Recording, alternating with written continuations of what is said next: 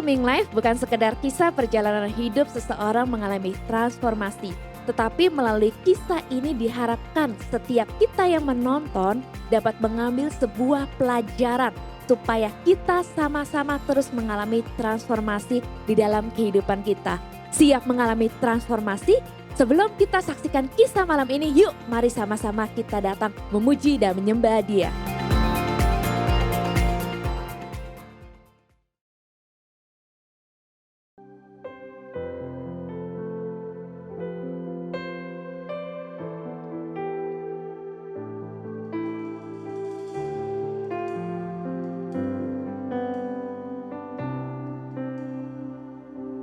Selidiki aku,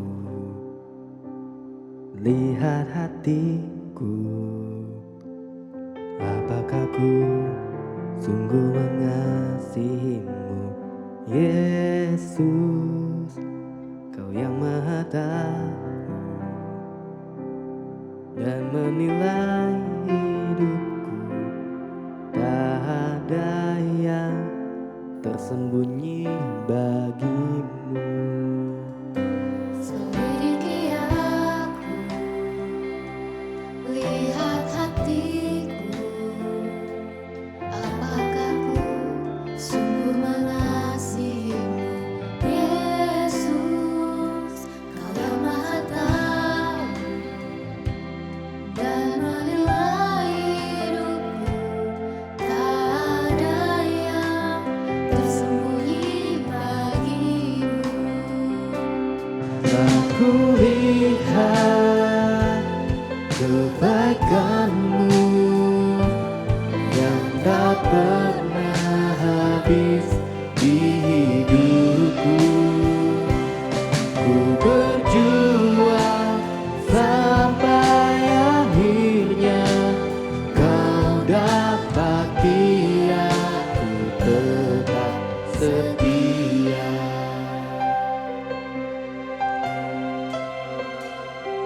Selidiki aku, lihat hatiku, apakah ku sungguh mengasihimu, Yesus, Kau yang Maha Tahu dan menilai hidupku, tak ada yang tersembunyi bagimu.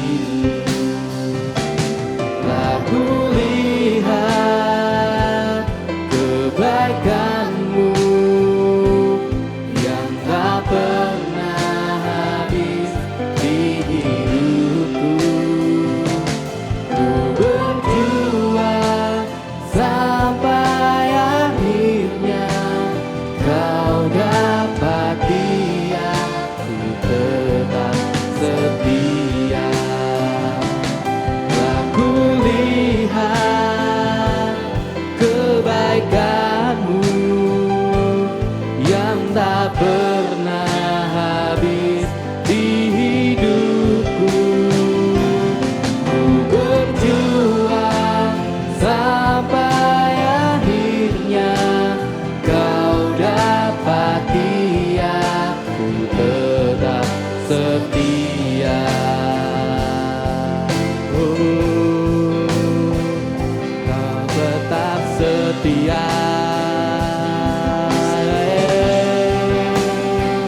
Aku lihat kebaikan-Mu Tuhan dalam hidupku, dalam kesesakanku Kau tunjukkan kasih setia-Mu.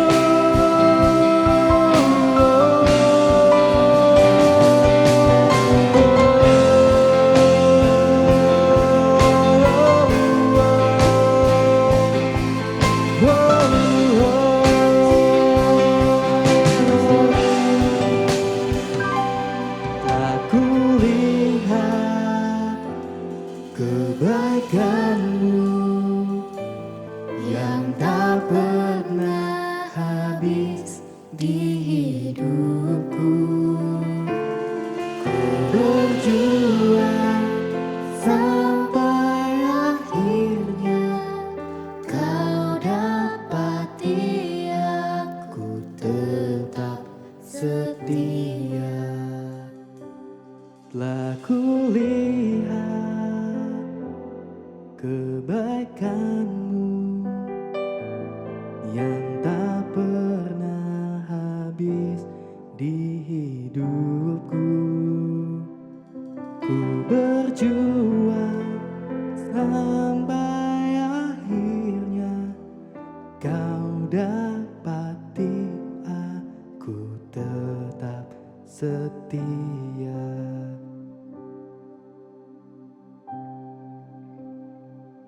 I have decided to follow Jesus, no turning back, no turning back. I have decided to follow Jesus, no turning back, no turning back. I have decided to follow Jesus, no turning back, no turning back. I have decided to follow Jesus, no turning back, no turning back. The cross before me, the world behind me, no turning back, no turning back. The cross before me, the world behind me, no turning back, no turning back.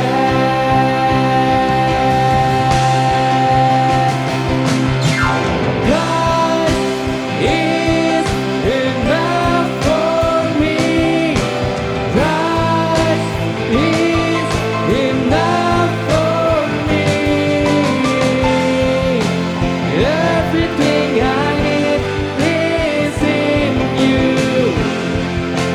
Everything I need. God is enough for me. Christ, you are enough for me. Enough for me. Everything I need is in you. Everything I need, I have decided to follow Jesus. No turning back, no turning back. I have decided to follow Jesus. No turning back, no turning back. I have decided to follow Jesus. No turning back, no turning back. I have decided to follow Jesus. No turning back, no turning back, no turning back, no turning back, no turning back, no turning back.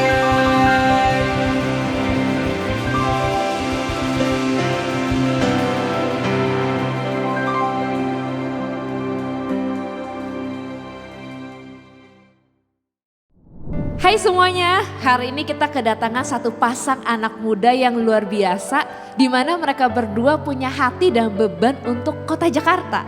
Nah, gak lama-lama lagi langsung aja kita sambut di tengah-tengah kita Joshua dan Mega. Halo Hai semuanya. semuanya, salam kenal buat kita berdua yang ada di sini. Nah, pertama-tama nih gak kenal maka gak sayang. Boleh gak kenalin dulu masing-masing dari Joshua dan Mega? Siap. Perkenalkan, nama saya Joshua Ari Pratama, tapi banyak orang memanggil saya Joshua. Oke, perkenalkan nama saya Mega Titalangi, biasanya dipanggil Mega. Nah seperti yang kemarin aku kan tadi ada awal-awal ada bilang nih, kalian berdua nih satu pasang anak muda yang luar biasa yang punya beban untuk kota Jakarta. Nah kalian kan ada di pelayanan City Care, tapi sebelum kita lebih lanjut lagi ke pelayanan yang kalian lakukan sekarang, boleh dong kita cerita, aku pengen denger cerita kalian sebelum kalian di dalam pelayanan ini gitu. Aku pengen denger cerita kehidupan dari Joshua dan Mega sebelumnya, gimana? Berarti dari aku dulu ya. Boleh. Oke. Ya, sebelum awal ada City Care ini ada behind story-nya ya. Behind the story ini. Itu dari pengalaman hidup aku secara pribadi. Jadi bukan semerta-merta pelayanan ini udah ada dan kami kerjakan. Tapi ini berangkat dari pengalaman hidup yang saya pribadi alami. Dan itu pengalaman yang indah bersama dengan Tuhan. Di mana Tuhan mengubahkan saya sehingga saya mengerti mengenai apa arti hidup sesungguhnya di dalam Tuhan. Wow. Jadi masa lalu saya bukanlah masa lalu yang indah, ya. Masa lalu yang sangat buruk. Saya memilih untuk masuk dalam pergaulan bebas, di mana saya mengecewakan orang tua dan bahkan saya berusaha untuk mengejar apa yang saya mau dengan segala cara. Saya pernah ngamen di jalanan hanya demi mencukupkan apa yang menjadi kebutuhan saya. Karena sejak kecil orang tua saya selalu mendidik saya, kalau kamu mau sesuatu kamu harus berusaha. Jadi tidak secara langsung diberikan, karena memang keluarga saya bukan keluarga yang bisa dibilang perekonomian susah ataupun orang kaya gitu ya, tapi bisa dikatakan cukup. Tetapi dalam satu sisi saya hidup dalam rasa yang tidak pernah cukup dan tidak pernah bersyukur tentang apa yang Tuhan kasih dalam hidup saya. Sehingga saya berusaha untuk mencari sesuatu ya dengan cara mengamen. Sejak SMA saya mulai mengamen gitu ya. Kalau teman-teman tahu di daerah Batu Sari, saya sekolah di salah satu SMA Katolik. Setelah pulang sekolah saya naik dari Batu Sari itu saya akan sampai di Roxy. Jadi kami turun naik itu pasti di daerah-daerah situ ya. Orang tua tahu nggak pas ngamen itu? Orang tua nggak tahu. Oh nggak tahu. Jadi memang saya secara pribadi aja gitu ya. Ngamen, saya udah kepikiran. Kalau ngamen lagu-lagu biasa sepertinya dapatnya dikit. Penghasilannya dikit. Saya nyanyi lagu rohani. Ternyata itu jurus. Salah satu jurus itu Jurusnya. ya. Jurus yang memang saya pakai di situ dan saya yakin kalau saya ketemu orang Kristen pasti langsung dikasih besar. Terus kasihnya gedean ya. Kasihnya gede langsung. Dan memang saat ngamen itu saya tahu kalau orang ini orang Kristen dia kasih 10.000, 20. Ya Lumayan kan? itu. Ya. Iya. Bahkan satu kali ngamen hanya 3-4 jam saya bisa dapat 150 sampai 200. Wow. Ya. Iya, satu hari ya itu ya. Satu hari. Oh, pantas. Jadi, Jadi ketagihan. makanya ngamen. saya suka ngamen gitu ya. Iya. Tapi di balik ngamen itu saya merasa bahwa saya masuk dalam pergaulan yang gak baik. Ya, saya kenal dengan lingkungan yang akhirnya mengubahkan saya justru ke arah yang negatif gitu ya. Dan saya sempat ketika saya sedang jatuh-jatuhnya dan jauh dari Tuhan, saya masih aktif dalam pelayanan. Saya terlibat aktif di dalam gereja tapi gak ada yang tahu saat itu saya sedang terpuruk. Tidak ada satupun yang tahu karena saya orang yang tertutup. Jadi apapun yang saya alami bahkan orang tua saya pun tidak tahu. Ngamen aja gak ketahuan. Orang gereja gak ada yang tahu. Jadi yang mereka tahu adalah saya giat melayani dan semua terlihat baik-baik aja. Sebenarnya saya punya masalah di dalam diri saya. Tapi saya biarkan itu. Saya melayani sekolah minggu, saya melayani di remaja, saya melayani ibadah umum, saya melayani musik, saya melayani multimedia. Sebegitu banyak pelayanan yang saya kerjakan bagi Tuhan, tetapi saya seperti orang yang terhilang di dalam terang. Dan itu bagi saya hal yang memalukan ya. Biasanya orang hilang di tempat yang gelap, tapi saya hilang di dalam gereja. Saking banyaknya aktivitas yang saya kerjakan, saya tidak menemukan lagi kepuasan di dalam pelayanan. Sehingga saya hanya melayani karena takut diomongin orang. Saya melayani hanya sekedar jadwal roster yang harus saya kerjakan. Tetapi tidak pernah ada satupun orang yang bertanya, kamu kenapa? Ada masalah apa? Saya termasuk orang yang kalau ada masalah, itu saya akan kelihatan. dari muka. Dan bagaimana cara saya bicara. Kalau saya ada masalah pasti saya akan lebih banyak diam, melamun dan biasanya akan kelihatan banget gitu ya. Tapi anehnya ketika saya ketemu dengan teman-teman, rekan-rekan, mereka mungkin tidak merasakan itu ya. Dan itu yang membuat saya, di gereja gak ketahuan kok, aman-aman aja. Kok gak ada gitu yang perhatian gitu sama ya, aku gitu. apalagi di usia-usia muda saat itu ya, pengen banget rasanya diperhatiin. Ayo dong mention saya, ayo dong chatting, kamu kenapa gitu ya. Sayangnya gak ada gitu ya. Dan keluarga juga, saya gak pernah cerita jadi memang balik lagi itu salah saya yang gak pernah terbuka. Sampai satu titik saya ingat banget dan saya masih perlu lagi uang, saya ngeband. Dengan teman-teman band saya, disitulah semakin saya ancur-ancuran. Saya masuk di dalam berbagai aliran musik dan salah satunya aliran metal. Ya, saya dalam musik metal inilah saya mendalami segalanya gitu ya. Dalam pergaulan yang gak baik, apalagi kan lagu-lagu metal itu termasuk lagu underground, lagu yang keras, lagu yang banyak orang bilang, ini lagu setan, satanik. Ya bisa dibilang gak semua, tapi saya lebih condong ke arah sana. Karena saya akhirnya kepahitan dengan gereja, saya kepahitan dengan Tuhan, membuat saya memutuskan untuk jadi seperti orang ateis. Saya ke gereja gitu ya, tapi hati saya tidak merasakan apa-apa. Bahkan bagi saya tahu Tuhan, hanya tahu aja. Tapi saya tidak merasakan apa-apa. Bagi saya mungkin inilah titik di mana saya hancur. Dan gak tahu kenapa saya ngeband saat itu ya. Dan saya merasa bahwa di saat lagu sedang dinyanyikan gitu, dengan musik yang sangat keras. Dan saat itu lagu yang saya bawakan bersama teman-teman adalah lagu sarkas yang berjudul Tuhan Sudah Mati. Dan saya klaim itu. Karena bagi anak pelayanan ya.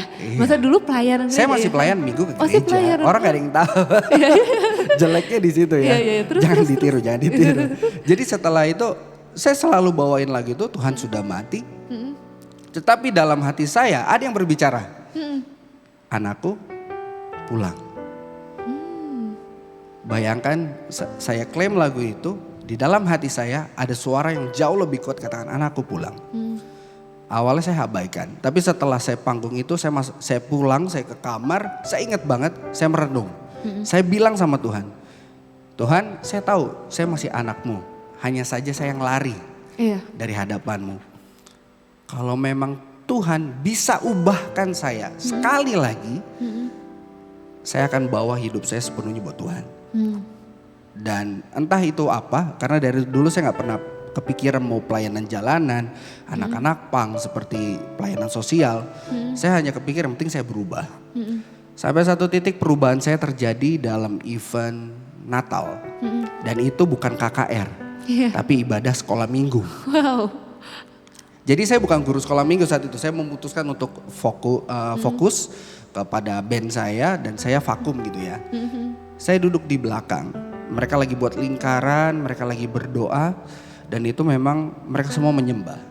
Dan saat itu tiba-tiba ada salah satu anak keluar dari lingkaran. Di saat itu mereka semua udah pada nangis. Saya udah merinding. Saya bilang, Tuhan bentar lagi pulang deh. Kayaknya saya mau ditangkap di sini nih. Saya udah firasat. Saya udah gak, pulang deh pulang. Tiba-tiba ada salah satu anak datang saya. Dia peluk. Kak, Tuhan sayang sama kakak. Wow, sweet. Dan saya merinding. Saya bilang, anak ini dari mana? Dan saya gak pernah ngobrol sama anak ini, tiba-tiba datang ke saya. Dan saat itu saya langsung naik ke lantai 2 balkon gereja. Saya berlutut, saya bilang, yuk kalau emang Tuhan mau tangkap saya sekarang, tangkap sekarang. Dan benar tiba-tiba gak tahu kenapa ada salah satu guru sekolah minggu naik ke atas mungkin lihat saya berlutut. Dia hanya taruh tangannya di pundak saya dan disitulah saya ngerasakan sesuatu. Saya nangis sejadi-jadinya. Dan disitulah titik awal di mana saya merasakan bahwa Tuhan masih sayang sama saya. Sekalipun saya tahu saya udah lupain dia. Bahkan saya mengklaim diri saya sebagai ateis atau orang bilang sekarang agnostik ya. Tapi herannya Tuhan masih mau tangkap saya. saya ngerti bahwa perubahan itu bisa terjadi karena Roh Kudus masih bekerja dalam saya. Yes. Walaupun saya sendiri udah hina banget, hina. Saya melakukan segala hal yang saya tahu bertentangan dalam firman Tuhan, itulah yang saya lakukan.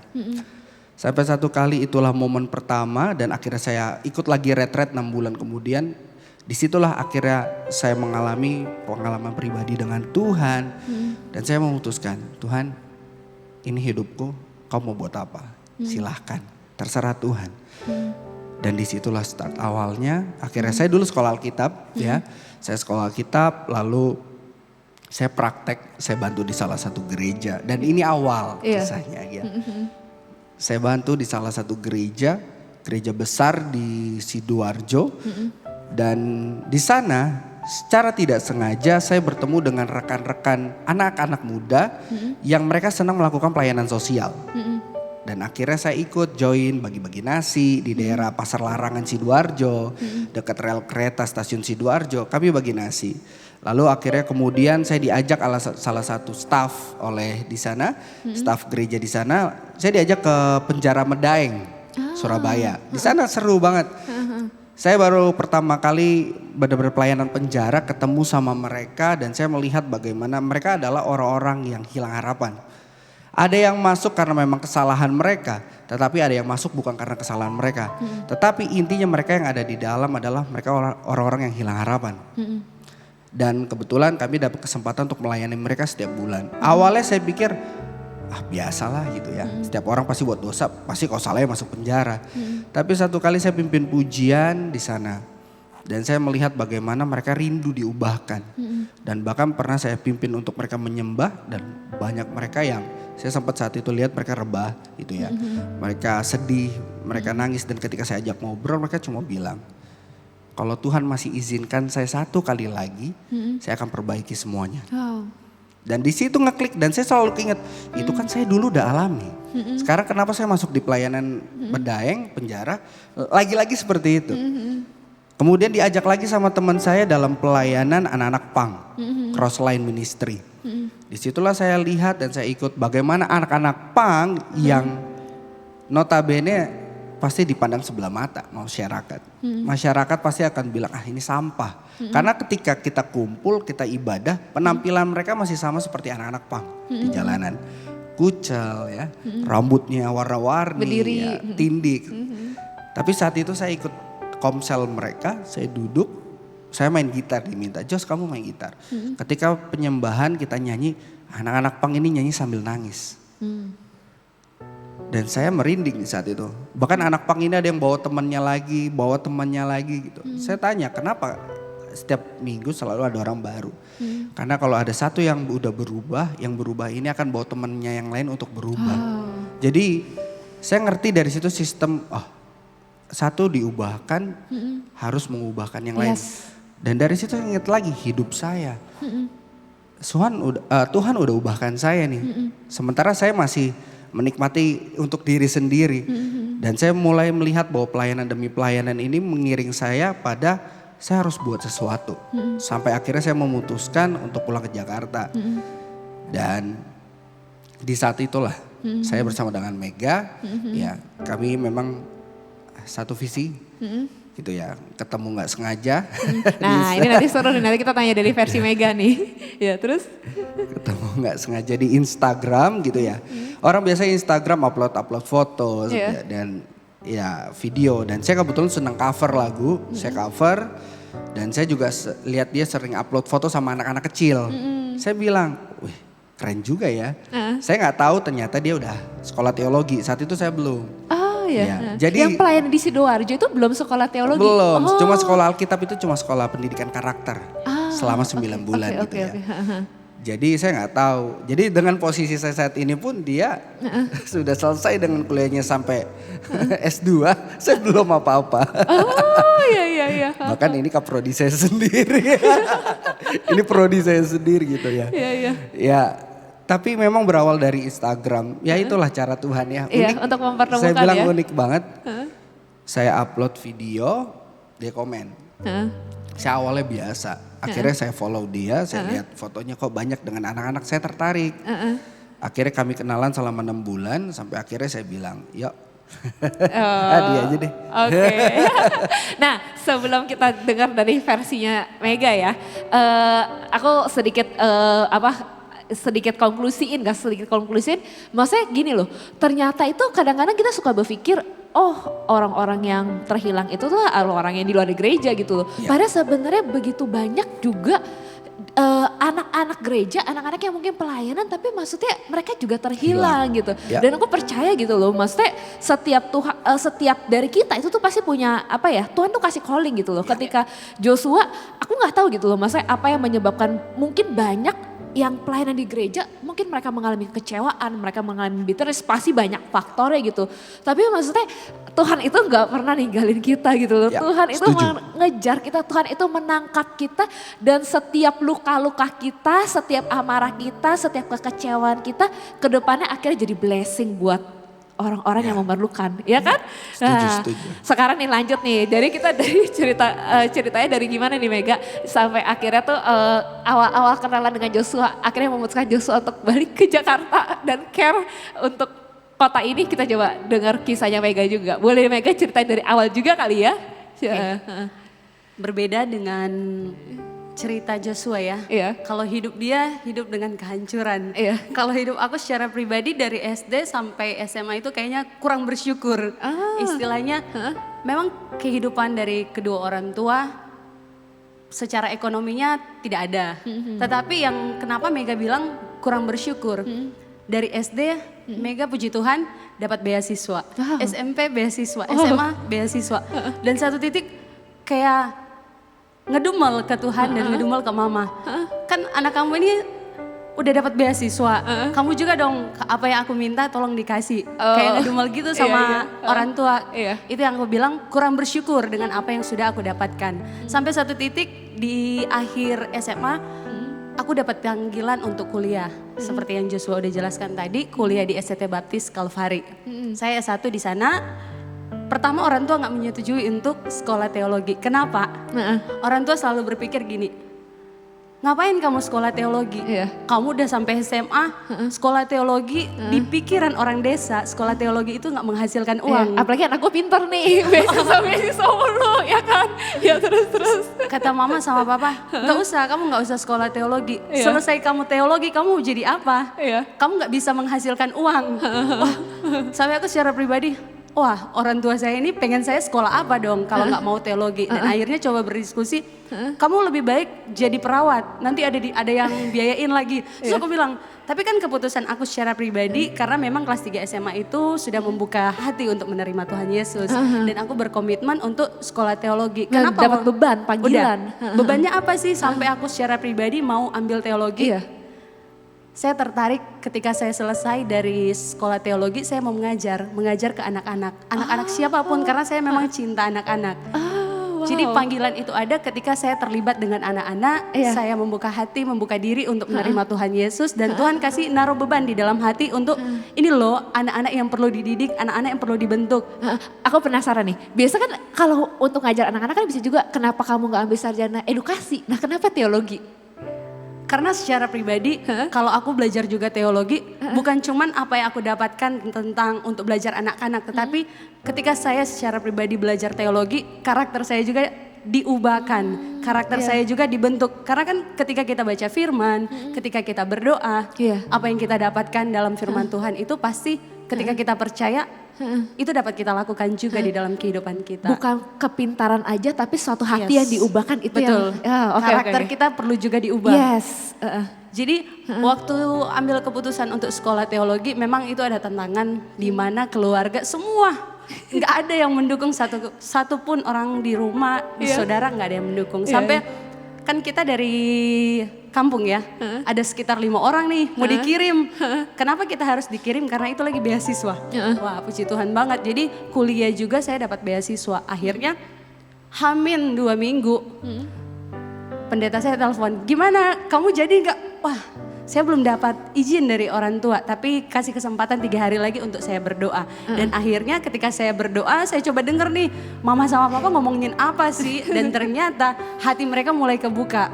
Dimana ketika kita belajar tentang firman Tuhan, bukan berpikir apa yang akan kita dapatkan, tetapi berpikir apa yang akan kita berikan kepada Tuhan. Apa yang kita bisa berikan kepada Tuhan Iya. dan kepada country ini, negara ini. Ya, Iya. terus Jadi seminggu setelah teman-teman udah beli tiket mau pergi, kan saya dari Manado terbang ke Jakarta, itu dia memang benar-benar orang tua tidak menyetujuinya sampai satu titik, 1 minggu sebelum terbang ke Jakarta orang tua langsung beli, ini uang untuk kamu belikan tiket untuk kamu sekolah ke sana. Tapi ingat, ketika kamu sakit di sana kamu nggak ada siapa-siapa.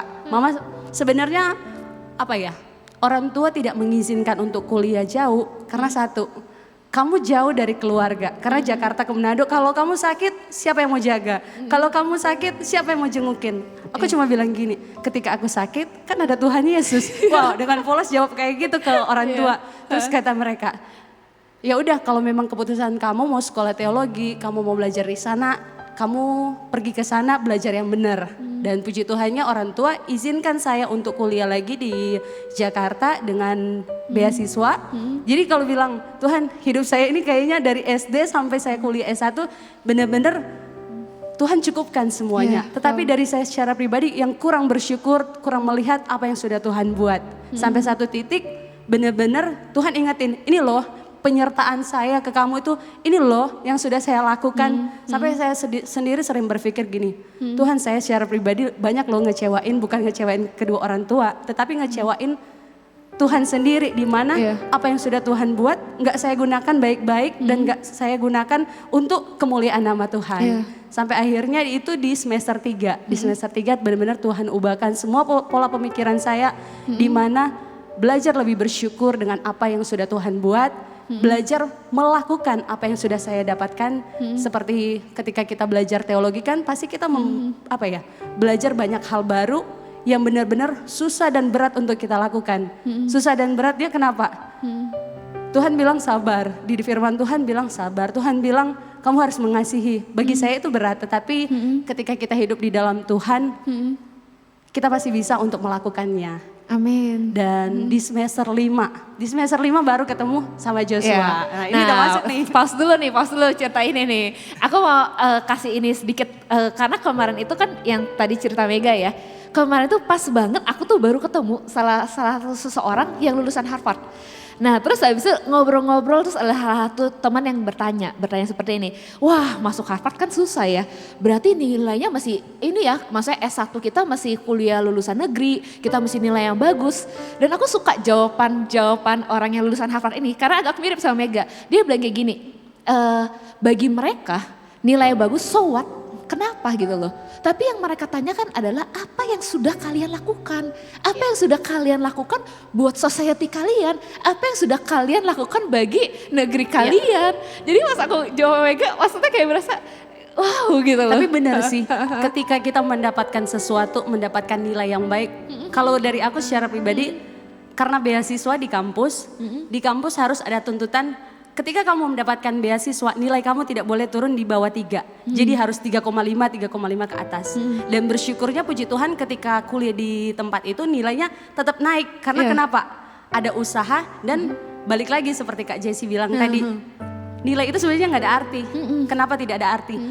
Nilai sudah bagus tetapi karakter kita tidak bagus, ya sama aja nggak ada arti sih nilainya itu.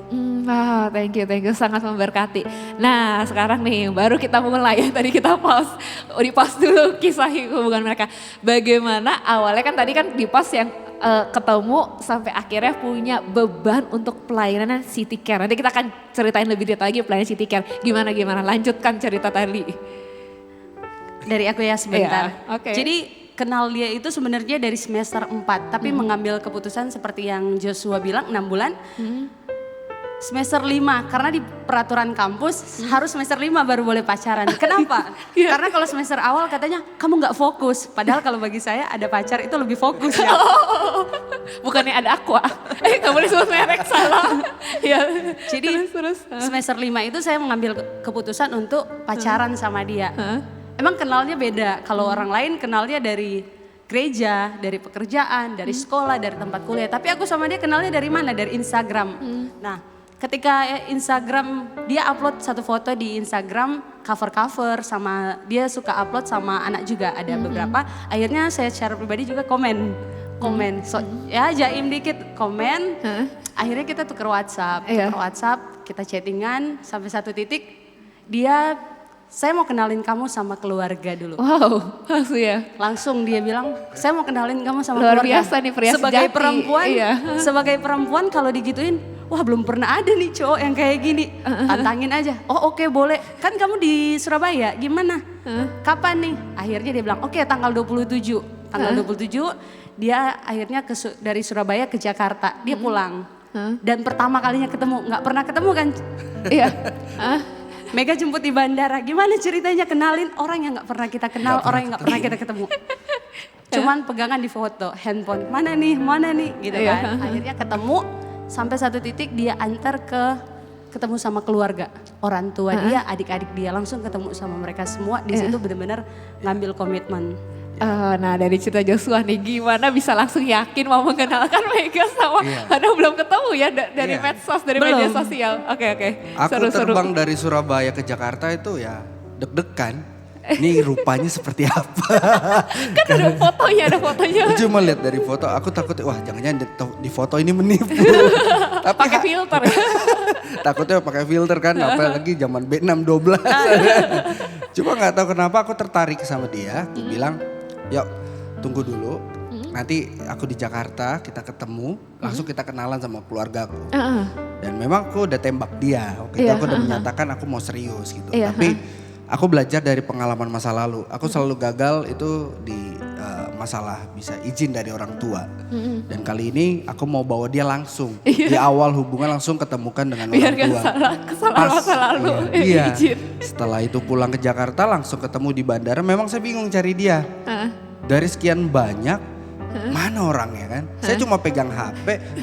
Dari saya pegang Instagram gitu ya, saya buka Instagram, saya lihat mana orang yang mana. Dari sekian banyak, hampir lama. Saya pikir dia tunggu ada di sekitar di dalam, taunya di luar. Iya. Dari dalam aku udah lihat mana yang namanya Mega, mukanya seperti apa gitu kan. Wah ini mau cari jodoh apa kan.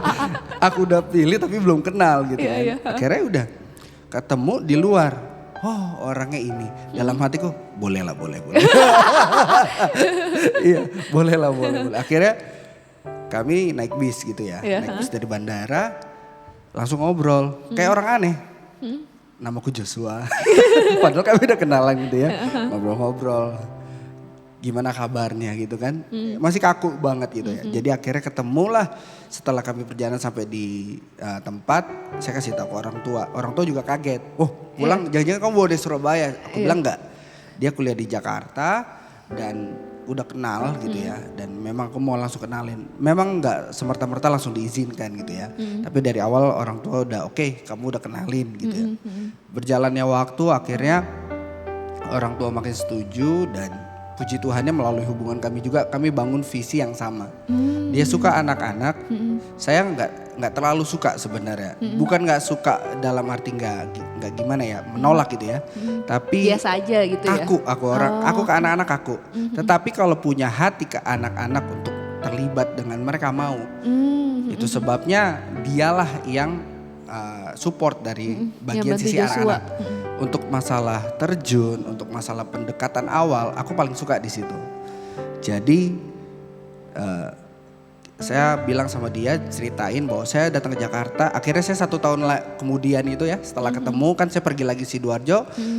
Ingat banget Januari sekitar tanggal 10 atau 11 gitu ya. Saya pulang lagi Jakarta dengan alasan saya bilang saya mau merintis pelayanan.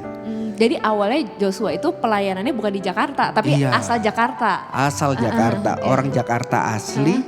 Cuma sekitar 3,5 tahun ada di luar. Di Malang, Surabaya, sama Sidoarjo. Muter-muter situ aja gitu ya. Apa yang membuat pengen balik lagi? Maksudnya setelah melayani di luar kota, saatnya Mega. Salah satunya dia. Bahkan gembala aku waktu yang di Sidoarjo bilang, jangan gara-gara ada perempuan ya. Gitu kan. Tapi saya bilang enggak, bukan cuma itu aja. Memang dalam hati ini udah membara banget pengen, ayo pulang. Kamu harus buat sesuatu. Mau berapa lama kamu ada di sini? Di sini statusku adalah cuma ikut orang. Walaupun pulang ke Jakarta juga deg-degan. Karena di Jakarta aku tahu banyak orang yang udah membuat pelayanan seperti kayak kolong jembatan, pelayanan sosial. Aku mau mulai dari nol tapi dari mana gitu. Ya akhirnya memberanikan diri, tukar visi sama dia. ternyata sama. Akhirnya kita bilang yuk kita mulai. Mulai dari uang kami pribadi gitu ya. Saya ada sisihin uang, dia sisihkan uang, kita bagi 10 nasi. Tapi 10 nasi yang kami bagi ini sistemnya nggak cuma sekedar dibagi. Kami kasih, tapi kami duduk bisa ngobrol hampir setengah jam. Iya. Duduk, bahkan orang sampai ngeliat ngapain duduk di sana kan. Duduk, kadang di pinggir rel kereta. Kalau dia tidur di gerobak, saya masuk di gerobaknya kayak gitu kan. Sampai akhirnya satu titik kita percaya bahwa setiap orang pasti punya masalah. Iya. Kita giring sampai ke arah sana dan akhirnya bilang, Pak, Bu, Kita doain. kita doa yuk. Kami berdoa bareng. Setelah itu selesai. Tapi bukan berarti kami tinggalkan. Minggu depannya lagi kami datengin lagi. Jadi Orang yang sistemnya sama atau selalu orang yang- kami follow up. Supaya kami tahu bagaimana tentang kehidupannya dia. Iya. Walaupun memang secara langsung saya nggak langsung kristenisasi. Ibarat, tapi bagaimana saya mengaplikasikan kasih yang saya rasakan itu kepada orang lain. Karena yang mengubahkan saya itu alasan cuma satu, kasih. Dan ketika kasih itu saya sebarkan, saya bagikan kepada orang-orang. Dan mungkin aja saat itu saya ketemu dengan orang yang seperti saya dulu. Hilang harapan. Intinya mereka butuh kasih. Iya. Dan di satu titik itulah pelayanan City Care dimulai. Memang dari awal namanya udah City Care. Pelayanan nasi. Awalnya itu ya bagi nasi. Mulai dari 10, 20, akhirnya pernah sampai sentuh 100. Dan sampai satu titik ketika berbagi nasi itu kami keliling, ketemulah daerah. Ya itu tempat yang sekarang kami pelayanan sampai sekarang. Dan itu isinya anak-anak kolong jembatan. Yang mayoritas kehidupan mereka hidupnya tidak menyenangkan. Dengan background yang tidak baik. Mereka sebagian ada yang lengkap orang tuanya, ada yang papa mamanya, ada yang papanya sudah meninggal, mamanya sudah meninggal. Bahkan ada yang tidak tahu siapa papa mamanya. Karena kenapa? Karena kebanyakan mereka hasil dari hubungan gelap. Karena di atas itu tempat prostitusi gitu ya. Begitu kencangnya daerah kalau sebut kali jodoh itu udah pasti familiar banget. Dan mereka sebenarnya adalah korban. Korban dari kebingungan orang tua mereka. Gak ada satupun anak yang mau dilahirkan dengan status sebagai anak yang menderita dalam kesusahan. Mereka selalu punya cita-cita. Kalau ditanya cita-cita kamu apa? Saya mau jadi dokter. Saya sempat bilang dalam hati ya, kamu tinggal di tempat ini mau jadi dokter. Dan bagi saya itu bukan satu masalah. Yes. Tetapi ini adalah satu peluang untuk mereka bisa jadi lebih baik. Dan disitulah yang mendorong saya sama Mega akhirnya fokus untuk ke mereka gitu ya. Banyak orang tawarin, coba buka lagi di sini, buka lagi di sana. Kami coba dan ternyata nggak terlalu nyaman. Buat apa ada banyak tempat tapi nggak bisa kita follow up. Yes. Kalau cuma sekedar event, jujur tempat kami banyak yang sering datang. Banyak banget. Tetapi jarang ada yang bisa sentuh sampai di dalam hati mereka. Kami sempat berhenti berapa lama ya? Dua tahun ya, gara-gara pandemi ya. 2 tahun karena pandemi kami berhenti dan itu sedih sih. Karena nggak bisa ketemu anak-anak. Ya kami pikir mereka udah lupa lah ya, mereka udah nggak ketemu. Satu kali kami datang lagi ketemu mereka dan antusias mereka sebegitu kencangnya. Baru masuk motor dari gang, mereka udah tahu motor saya, warna merah pokoknya. Terus saya panggil nama mereka aja, terus mereka lihat, siapa itu? Wah, Kak Joshua, Kak Mega. Kalau teman-teman lihat mungkin dia di Instagram yang sering saya upload, teriakan mereka tuh khas di kuping saya. Dan mereka teriak dengan gaya mereka yang mereka habis main di jalanan, mereka main dengan teman, dengan keringat mereka langsung peluk saya, peluk Mega. Dan bagi saya itu adalah salam hangat yang begitu luar biasa. Bahkan warga kolong situ pun nyambut saya langsung, wah Kak Joshua udah lama gak kelihatan. Saya pikir saya udah terlupakan gitu ya. Dan ketika saya datang semua yang mereka tanya cuma satu, Kak kapan mulai lagi? Kak kapan mulai bisa belajar ibadah bareng lagi? Dari situlah saya ngeliat, oh ini membekas di mereka. Sebegitu berartinya apa yang saya kerjakan. Karena biasanya apa yang cuma biasa-biasa aja tuh cuma diingat sebentar habis itu lupa. Tapi hal ini membekas di mereka. Bahkan ada anak-anak yang dulunya kecil sekarang udah usia sekitar 10 tahun. Mereka pun masih tanya, Kak ayo belajar lagi. Pada waktu kecil mereka tuh ya belajar malas-malas banget gitu ya. baru masuk kelas sebentar habis itu pulang nangis gitu ya. Datang cuma ambil makanan habis itu pergi lagi kayak gitu. Dan ternyata amazingnya adalah Tuhan tuh baik banget. Yes. Di tengah pandemi saya pikir pelayanan saya akan berakhir. Kami tetap konsisten, kami tetap berbagi nasi saat itu dengan kondisi yang berat karena kami nggak ada support dan kami juga berusaha untuk berjuang. Tetapi di dalam hati tetap kita harus memberi. Karena memberi itu bukan event bagi kami. Memberi adalah gaya hidup. Yes, wow. Ketika Tuhan Yesus dia datang ke dunia, dia memberi hidupnya itu bukan karena viral saat itu, bukan karena kebiasaan saat itu, tapi memang gaya hidupnya memberi. Sebelum dia mati di kayu salib, bagaimana cara dia memberi itu terlihat. Memberi hidupnya kepada murid-muridnya, memberi makan, memberi perhatian, bahkan memberi hati kepada bangsa lain seperti Samaria yang sebenarnya terbuang. Bagi saya itulah teladan. Dan dari situlah saya ngeliat, oke, Tuhan, saya udah diubahkan. Ketika saya lihat mereka, saya memposisikan mereka seperti saya di masa lalu. Kalau saja saya bisa diubahkan Tuhan, kenapa mereka enggak? Walaupun saya tahu enggak mudah. Tapi karena saya yakin saya bersama dengan Tuhan, saya punya kuasa yang besar, itu pasti bisa. Dan buktinya memang enggak banyak anak yang kami layani. Sekitar dari mulai 20, 40 ya, 50 sampai terakhir berapa ya? 60. 60 ya, 60 anak. Dan kami gak muluk-muluk untuk 100, 200. Bagi kami dengan apa yang ada, ya ini dulu yang kami urus. Yes. Kami sering banget momen dengan mereka, kita rangkul, kita doa. Saya cuma bilang gini, kalau kamu percaya, saya doain dalam nama Yesus ya. Walaupun memang ketika kami ibadah kami bilang yang gak mau ikut gak apa-apa. Yang Kristen aja karena yang Kristen cuma dikit. Karena kan takutnya mereka nganggap kristenisasi. Taunya mereka mau ikut juga di puji-pujian. Kan joget-joget, girang-girang gitu ya. Mereka ikut terus bilang kenapa? Seru kak, have fun banget ya kayaknya.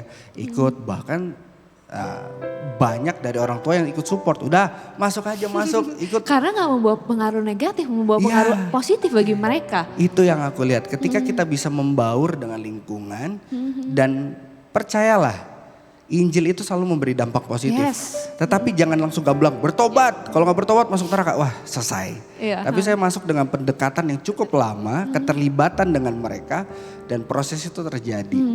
Bahkan saya udah seperti ketua RT-nya di sana. Ditanya, Kak Joshua ini sakit, Kak Joshua ini butuh obat. Saya bilang, iya mana dulu gitu ya.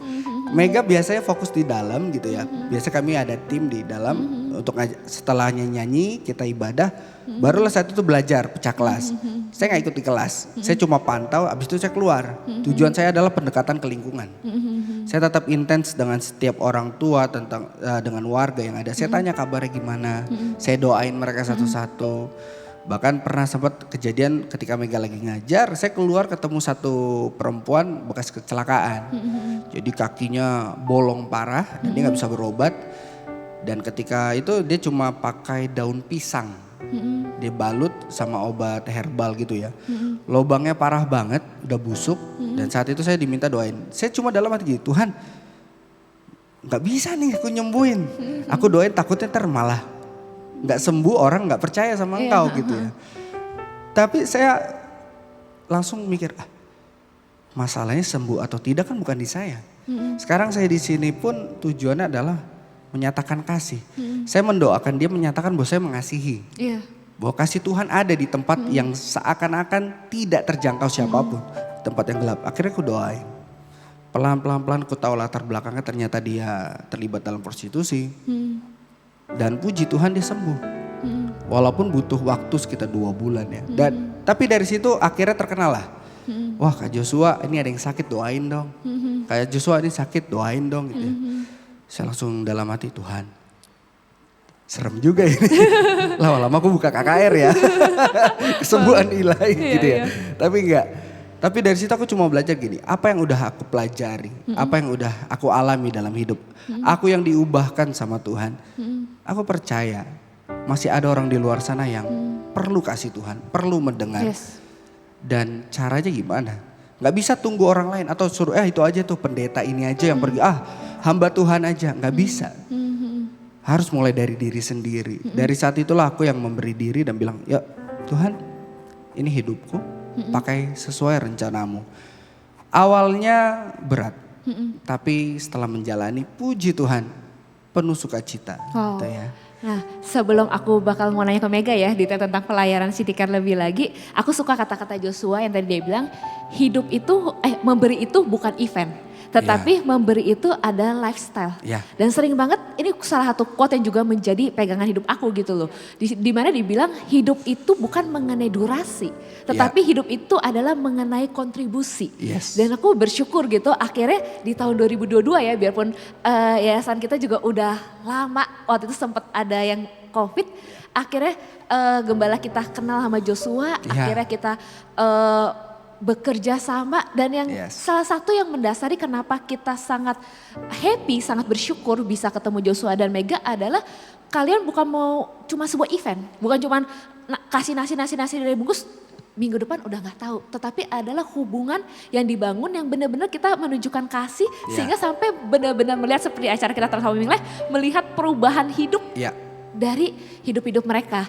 Nah nanti ya ini kita udah sering ya kalau di gereja kita ada pengumuman, kita ada kerjasama tahun ini dengan City Care dan lain-lain. Nah mungkin banyak juga jemaat kita yang menonton hari ini, jadi boleh nggak aku naik ke Mega kali ya, ceritain tentang detail pelayanannya maksudnya selama ini yang kalian lakukan, entah itu kelasnya, jadi share buat teman-teman di rumah, karena kayak ya kita sangat bersyukur gitu loh, kita juga merasa kadang-kadang suka selalu mikir, aduh ketika tambah pelayanan Tuhan benar-benar cukupkan, Tuhan juga pertolongan dari orang-orang donatur yang terus memberikan, dan masa karena aku percaya gitu ketika kita semakin besar Tuhan tuh pasti akan cukupkan gitu. Jadi aku merasa jujurnya terberkati ketika tahun ini biarpun semakin banyak pelayanan kita melebar, tapi percaya Tuhan akan cukupkan. Jadi aku coba tanya ke Mega ya, gimana, boleh ceritain detailnya gak pelayanannya selama ini?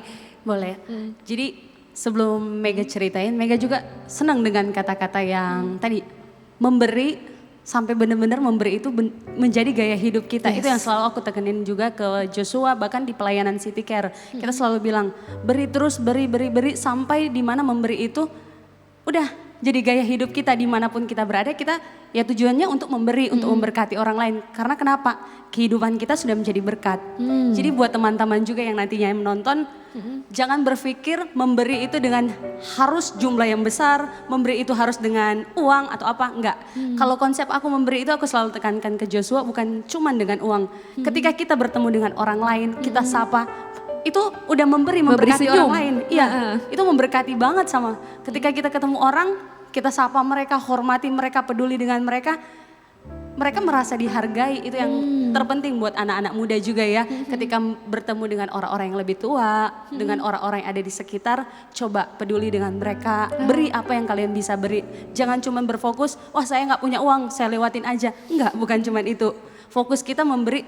Kadang kita duduk aja mendengarkan cerita mereka, itu kita sudah berikan waktu kita untuk mendengarkan setiap keluh kesah mereka.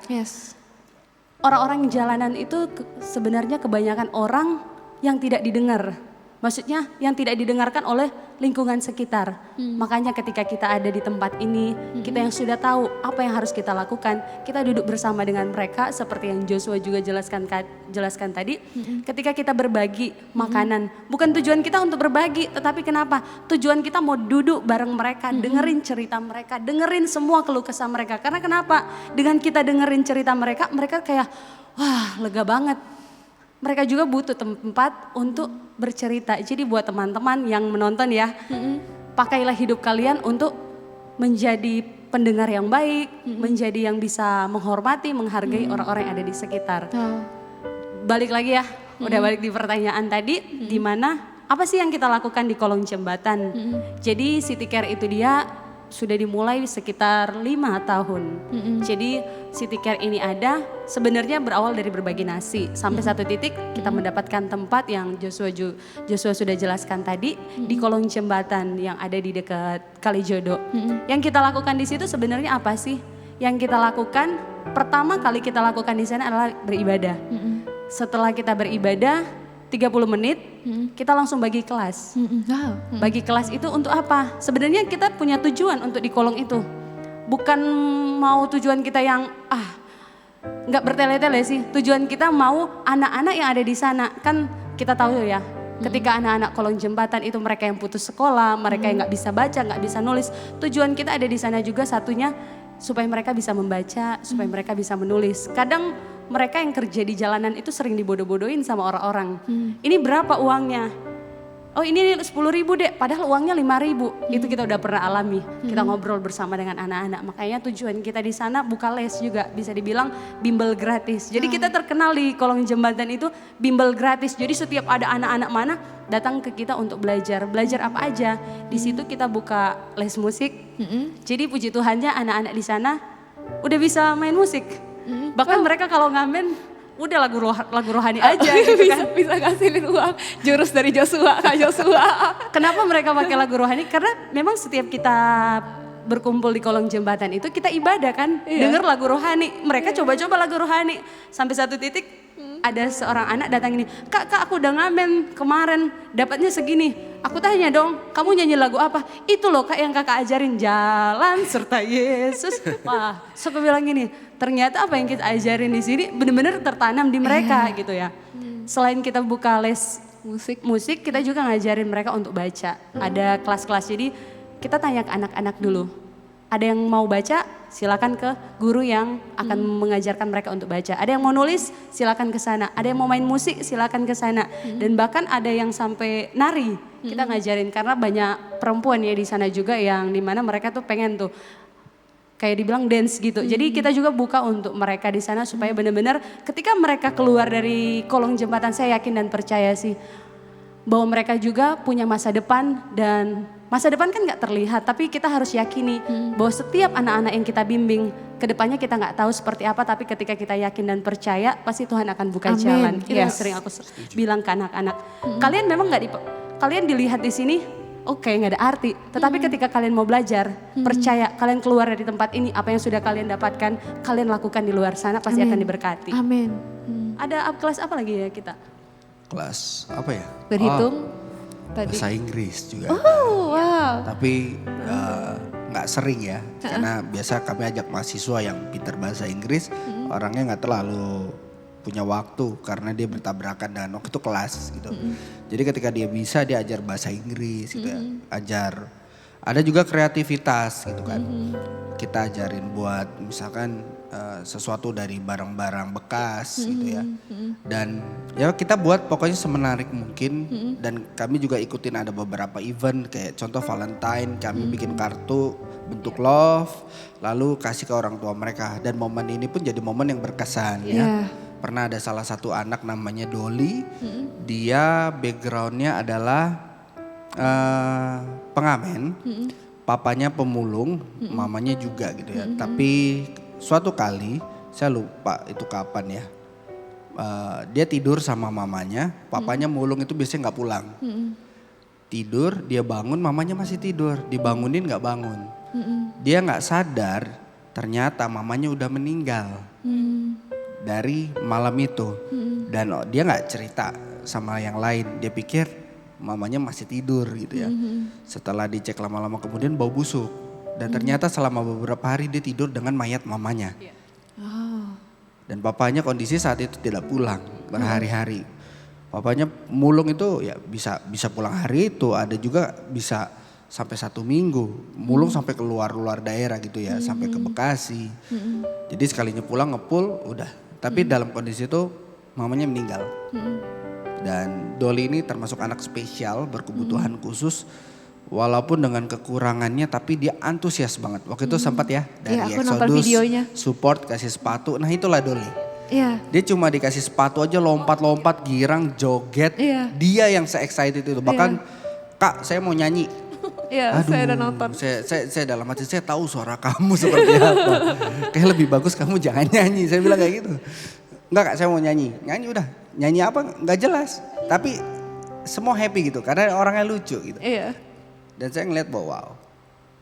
Saya percaya bahwa nggak ada satu yang kebetulan. Kalau saya ketemu dia, pasti saya yakin Tuhan ada mau buat sesuatu dalam hidupnya. Saya nggak tahu ke depannya mau jadi apa. Cuma saya percaya pasti dia bisa berubah jadi lebih baik. Amin. Saya berusaha untuk sampai sekarang ini pendekatan ke dia gitu ya. Dia keseharian ngamen.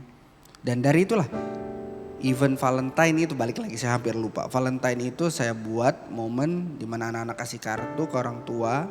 Termasuk Doli ini juga ya. Dia kasih ke papanya karena mamanya udah gak ada.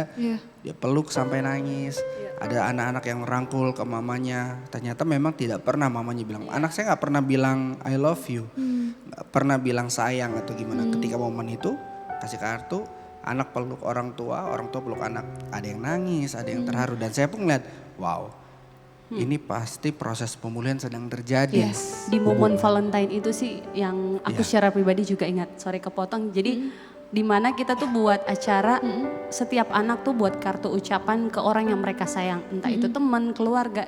Bagi yang punya mama, papa boleh buat mereka. Dan di situ tulisin isi hati kalian. Kita buat gitu. Memang mereka secara pribadi nggak bisa baca, nggak bisa nulis. Tapi kita arahin, kita coba bantu apa yang mereka mau tulis. Kita pegang tangan mereka untuk tulisin di situ dengan kartu yang kita udah buat bentuk love.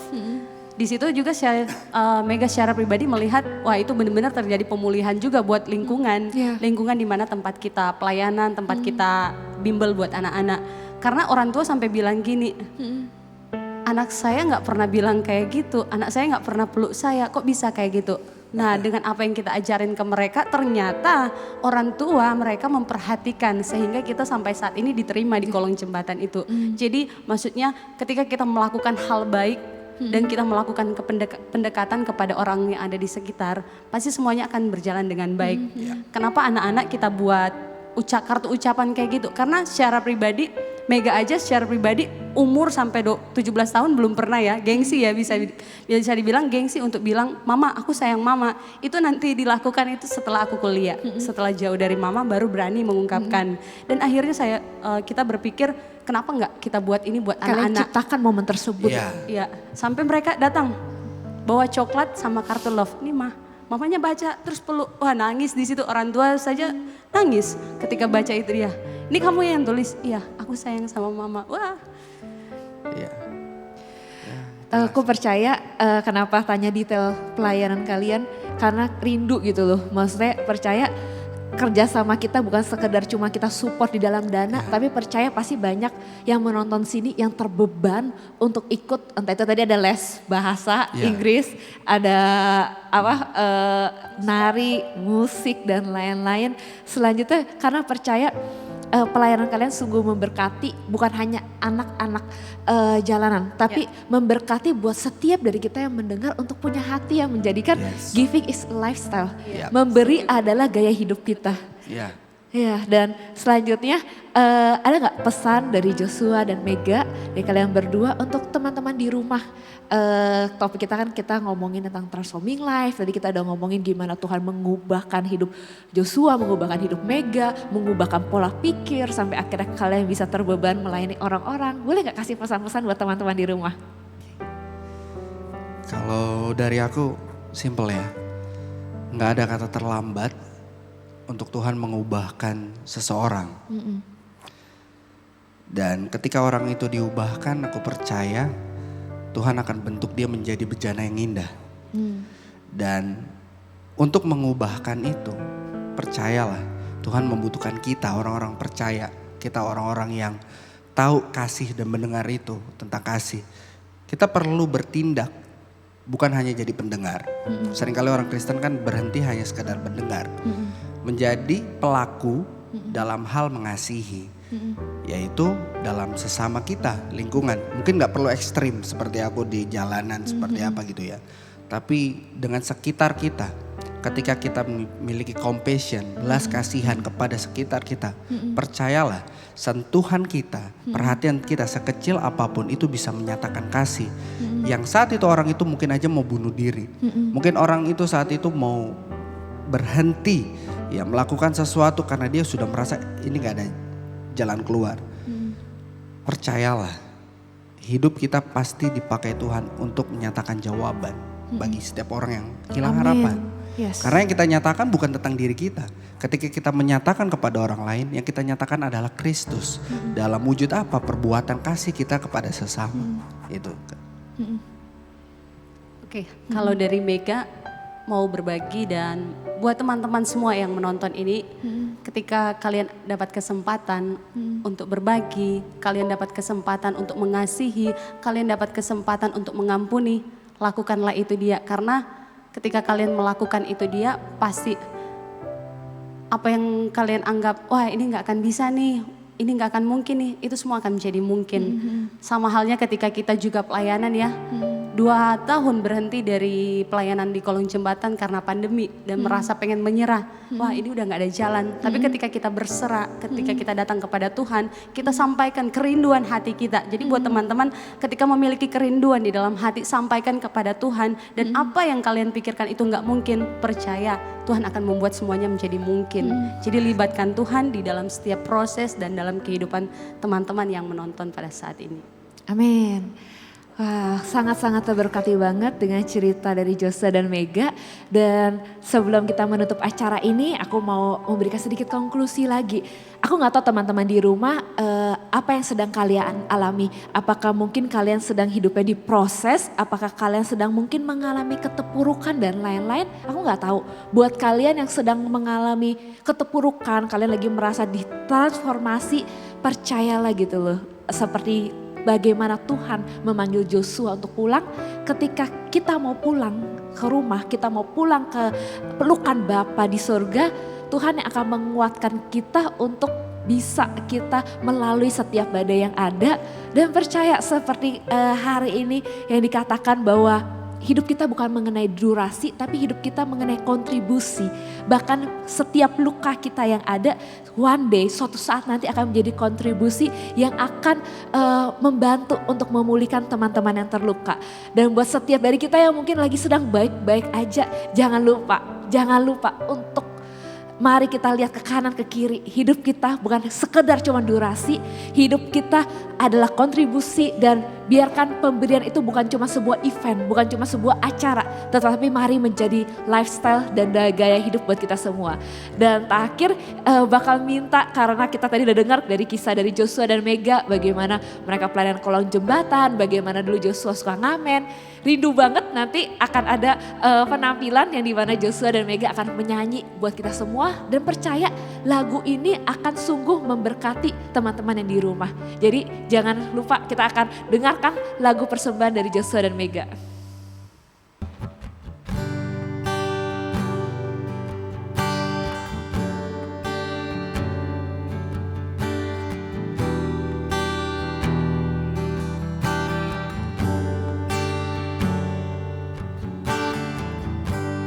Bapa, kau mendengar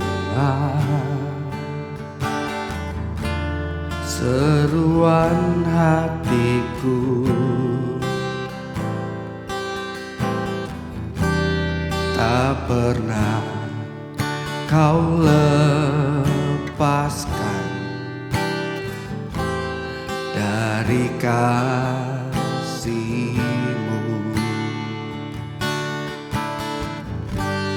Lewat lembah gelap, kau temani aku. Roh-Mu bekerja selalu untuk kebaikanku.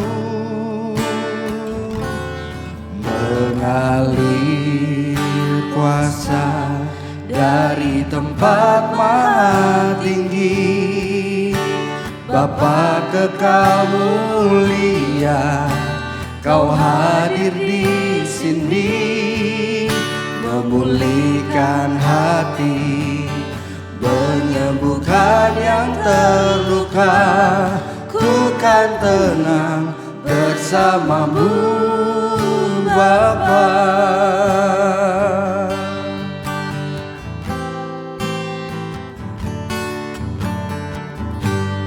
Lewat lembah kelam, Kau temani aku. Rohmu bekerja selalu untuk kebaikanku,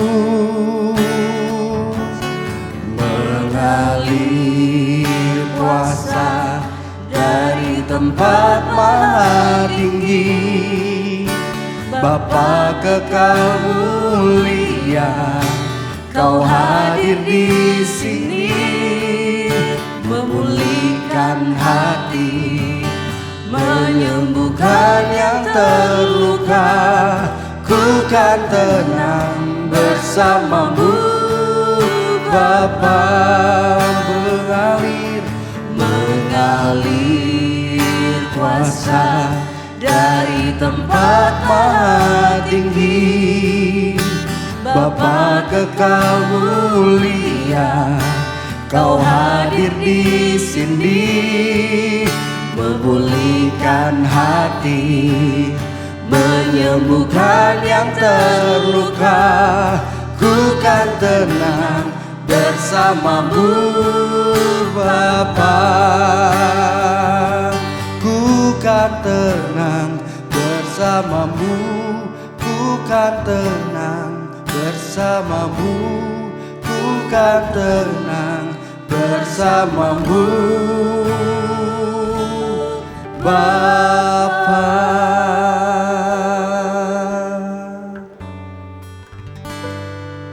Wah, boleh tahu nggak kenapa Joshua rindu membawakan lagu ini? Ini lagu favorit ya. Karena benar-benar dalam lirik dari lagu ini bukan sekedar lagu seperti umumnya dinyanyikan. Di dalam lirik ini dikatakan, lewat lembah kelam Kau temani aku. Dan itu pengalaman pribadi saya bersama dengan Tuhan. Di titik terjatuhnya saya, Dia ada dan Dia angkat saya. Dan bahkan dari hal itu saya mengerti bahwa gak ada tempat lain yang bisa buat saya tenang dan damai. Hanya berdekat dengan Bapa, hanya dekat dengan Dia saja saya bisa tenang. Amin. Dan pujian ini benar-benar luar biasa. Dan biar kiranya apa yang saya nyanyikan bersama dengan Mega ini bisa memberkati kita semua. Dan kita dikuatkan kembali. Hanya bersama dengan Dia saja, hanya dengan Allah saja kita dapat tenang. Amin. Dan kata tadi gak diingatkan sebelum kita menutup acara ini, yuk kita boleh gak sama-sama kita berdoa. Aku digerakkan untuk kita sama-sama berdoa. Mari sama-sama kita pejamkan mata kita, dan buat teman-teman di rumah, gak tahu kenapa ketika Joshua membawakan lagu ini, aku tergerak untuk setiap dari kita sama-sama berdoa. Boleh kita angkat kedua tangan kita. Mari sama-sama kita berdoa. Tuhan, terima kasih Tuhan lewat Transforming Life kita hari ini Tuhan. Sungguh anakmu bersyukur, sungguh anakmu merasa terberkati Tuhan. Dan anakmu rindu Tuhan, berdoa Tuhan untuk teman-teman yang di rumah Tuhan. Aku gak tahu Tuhan apakah ada yang sedang mengalami badai kehidupan. Apakah ada yang mengalami kekhawatiran. Apakah ada yang sedang mengalami ketakutan. Apakah ada yang mengalami keterpurukan. Tetapi Tuhan Kau ingatkan hari ini Tuhan untuk kami sama-sama belajar untuk tenang. Belajar untuk sama-sama bersyukur, belajar untuk sama-sama bersandar, belajar untuk sama-sama percaya dan yakin bahwa Engkau Tuhan Yesus memegang kendali di dalam kehidupan kami Tuhan. Kalau waktu-waktu ini Engkau sedang memproses setiap dari kami percaya Tuhan, itu akan mendatangkan kebaikan buat orang-orang di sekitar kami. Itu akan membuat setiap dari kami menjadi anak-anak-Mu yang siap lebih lagi Tuhan Engkau pakai Tuhan. Terima kasih Tuhan untuk kesaksian dari Joshua dan Mega. Terima kasih Tuhan untuk hari ini Transforming Life. Dan kami rindu Tuhan, bukan hanya kisah mereka yang diubahkan, tapi kami rindu Tuhan setiap orang yang menonton Transforming Life hari ini bukan hanya mendengar, tetapi hidup mereka mengalami transformasi. Amen. Hidup mereka mengalami transformasi dan terlebih lagi Tuhan, lewat transformasi hidup mereka, mereka akan mentransformasi, mereka akan mengubahkan lingkungan mereka satu persatu.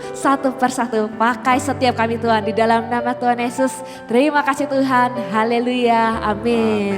Thank you Joshua dan Mega, thank you. Sekali lagi kita bye-bye buat teman-teman. God Sangat-sangat memberkati. Tuhan memberkati. Iya. Berkati. No turning back, no turning back. I have decided to follow Jesus. No turning back, no turning back, no turning back, no turning back, no turning back.